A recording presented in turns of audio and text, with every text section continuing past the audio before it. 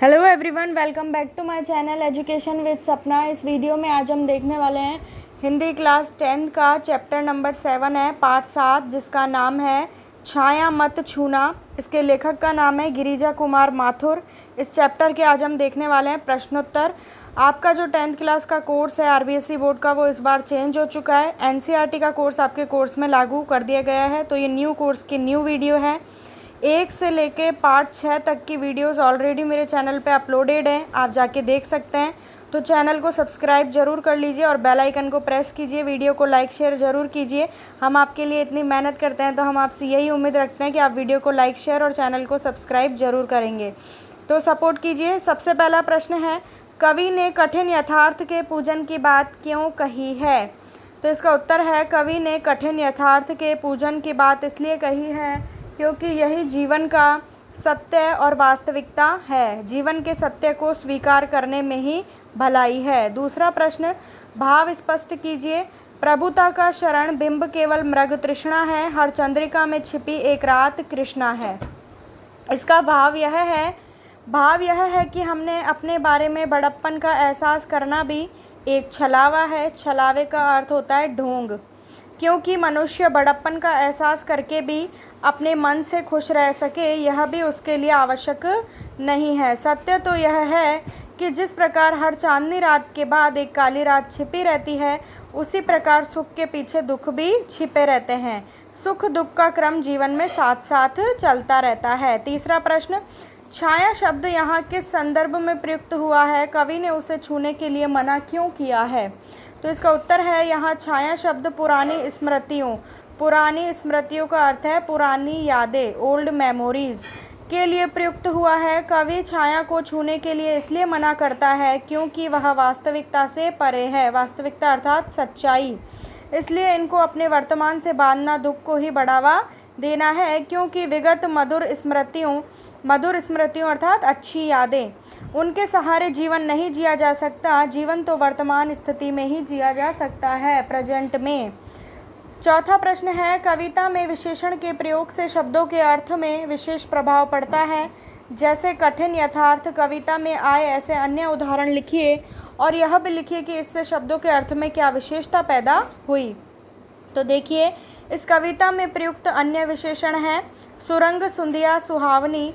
यहाँ सुंदिया विशेष्य के लिए सुरंग और सुहावनी दो विशेषणों का प्रयोग किया गया है। इनके प्रयोग से बीती हुई सुंदियों के दृश्य बड़े मधुर, मनमोहक और रंगीन बन पड़े हैं। दूना दुख, यहाँ दूना विशेषण है जो दुख की अत्यधिक वृद्धि के संबंध में सूचित करता है। जीवित क्षण, यहाँ क्षण के लिए जीवित विशेषण का प्रयोग हुआ है। पांचवा प्रश्न, मृग तृष्णा किसे कहते हैं? कविता में इसका प्रयोग किस अर्थ में हुआ है? तो इसका उत्तर है, राजस्थान की रेत पर धूप के चमकने से जल की भ्रांति होती है और हिरण उसे जल समझकर पीने के लिए भागता फिरता है, लेकिन उसे कहीं पर भी पानी नहीं मिलता है। अतः प्रकृति के इस भ्रामक रूप को मृग तृष्णा कहा जाता है। इस कविता में इसका प्रयोग अयथार्थ स्थिति में अर्थात छलावा के अर्थ में हुआ है। अगला छठा प्रश्न, बीती ताही बिसार दे आगे की सुधि ले, ये भाव कविता की किस पंक्ति में झलकता है? तो यह भाव कविता के निम्न पंक्ति में झलकता है, जो ना मिला भूल उसे कर तू भविष्य वरण। सातवां प्रश्न, कविता में व्यक्त दुख के कारणों को स्पष्ट कीजिए। कविता में व्यक्त दुख के कारण निम्नलिखित बताए गए हैं। पहला, हम हमेशा पुरानी स्मृतियों के पीछे भागते हैं, अर्थात पुरानी यादों के पीछे भागते हैं।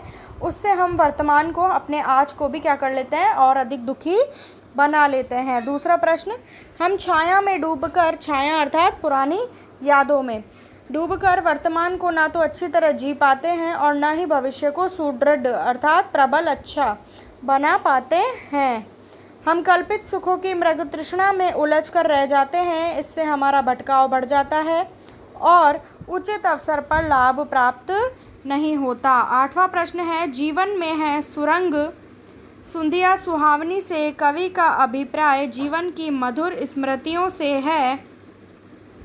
आपने अपने जीवन की कौन कौन सी स्मृतियाँ संजो कर रखी हैं?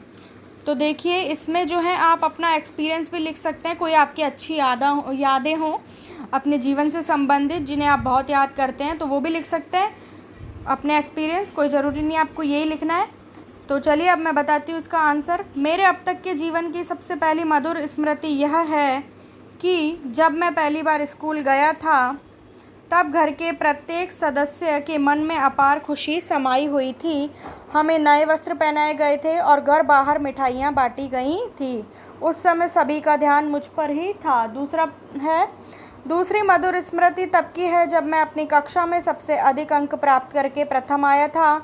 उस दिन मेरे प्रथम आने के उपलक्ष्य में एक शानदार पार्टी रखी गई थी।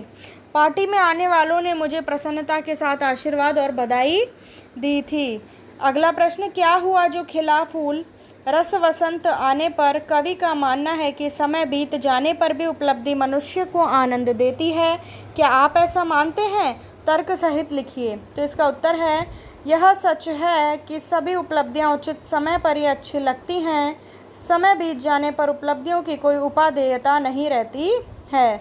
उदाहरण के लिए वसंत ऋतु के चले जाने पर फूल के खिलने से क्या लाभ? यदि विवाह की आयु निकल जाने के बाद विवाह हुआ तो वह उल्लास कहाँ? उदाहरण इस बात को स्पष्ट करते हैं कि उचित समय और आवश्यकता के अवसर पर ही उपलब्धि जो है अच्छी लगती है। तो ये थे इस पाठ के प्रश्नोत्तर।